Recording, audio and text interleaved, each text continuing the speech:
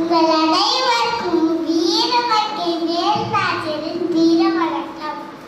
நான் தான் சுதந்திர பட்டத்து ராணி. சுதந்திர போராட்டத்தில் ஈடுபட்ட முதல் பெண்மணி நானே. தமிழ், பிரெஞ்சு, ஆங்கிலம், உருது ஆகிய மொழிகள் நான் அறிவேன்.